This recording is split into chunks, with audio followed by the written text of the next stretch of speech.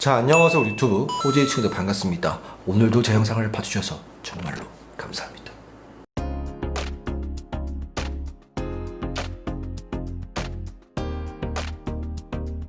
자, 호재의 친구들, 오늘은 바로 어떤 영상?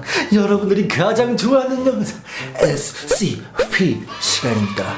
과연 오늘은 어떤 SCP가 우리를 기다리고 있을지 굉장히 기대 두근두근 되는데요. 여러분들도 기대 두근두근 되시죠? 그러면 뭐 해야 된다? 좋아요와 구독 한 번씩 부탁드리겠습니다. 저번 SCP-595959가 굉장히 반응이 좋았는데요. 조만간 제가 SCP-59595를 한번 잡아보도록 하겠습니다. 이 파주 물주먹으로요. 자, 호재의 친구들, 첫 번째로 소개시켜드릴 SCP는 바로 144입니다. 이거는 제가 원래 안 하려고 했는데 우리 호재의 친구들이 계속해서 신혼님 SCP-144에 대해 소개 좀 해주세요. 해가지고 준비했거든요. 과연 어떤 SCP인지 바로 보여드리겠습니다. 갑시다. 렛츠 고. 일련 번호 SCP-144 등급 안전 144는 티베트의 작은 산봉우리의 꼭대기에 위치한 사찰 안에 있다. 144는 가늘고 팽팽한 섬근 밧줄으로 굵기는 1.2cm에 불과하다. 이 밧줄은 절의 암 베이스 캠프 바닥에 있는 빛이 고리에 묶여 있다. 144의 다름쪽 끝은 하늘을 향해 수직으로 치솟아 수 킬로미터까지 뻗어 있으며 고도 약 39km인 지구의 정지 궤도상에 위치한 아직 발견되지 않은 위성을 향해 있다. 절의 수도승들은 영적 깨달음을 얻기 위한 의식으로 1년에 몇 번씩 밧줄을 타고 수백 미터 높이까지 올라간다. 수도승들의 증언에 따르면 지금까지 이 승천 의식 도중 죽은 사람은 단 한 명뿐이라고 한다.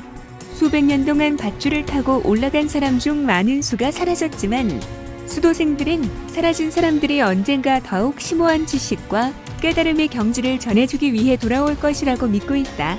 밧줄의 섬유를 탐수한 데 측정한 결과 SCP-144는 적어도 1400년 전에 만들어진 것으로 밝혀졌다.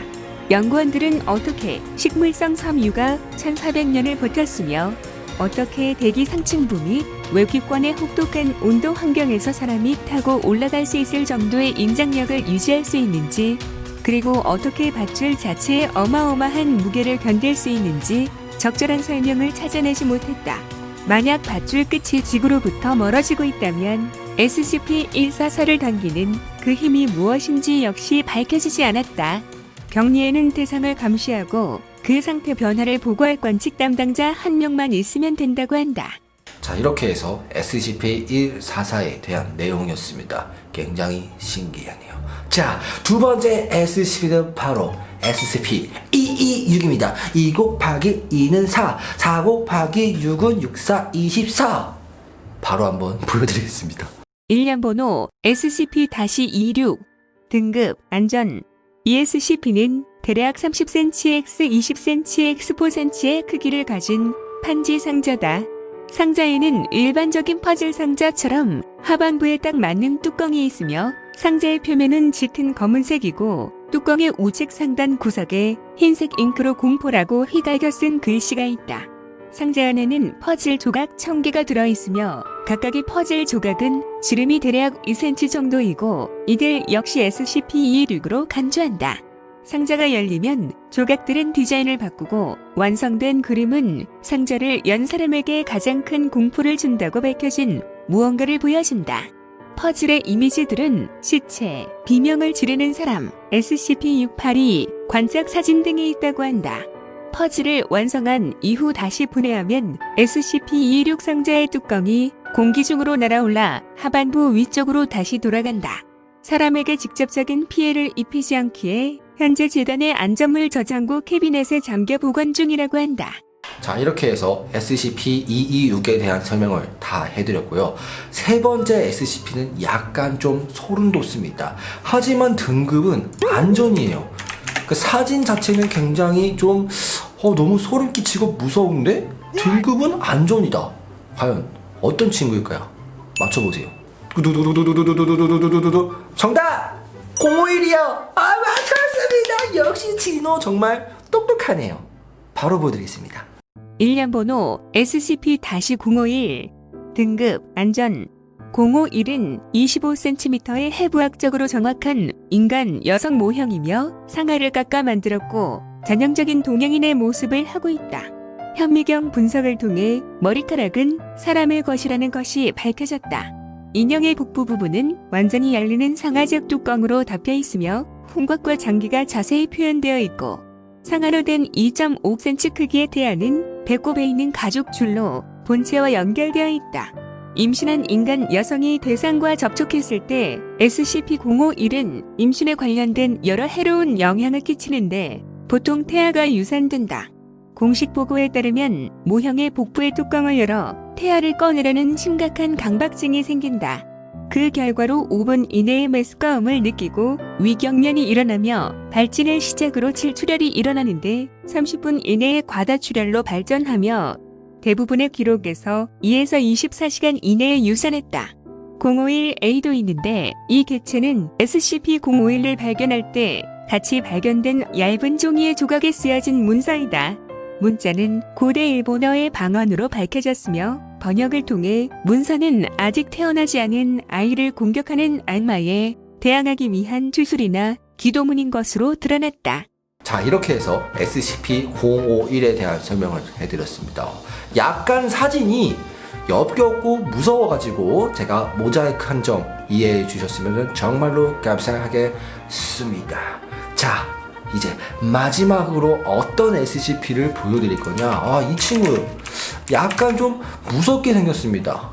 바로 542입니다. 등급은 오늘 처음으로 유클리드를 보여드릴 거예요. 과연 어떤 SCP인지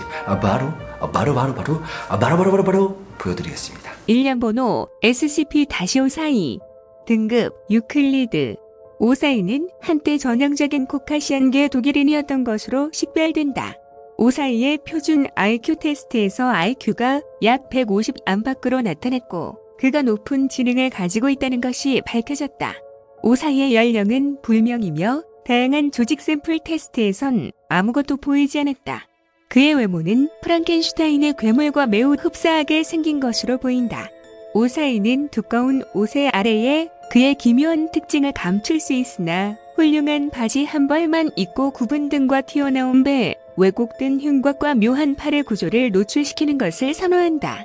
개체의 피부는 다양한 색상의 토막으로 되어 있고 몇몇은 흉터를 남기고 치유되고 있으나 다른 곳은 아직 봉합되어 있다.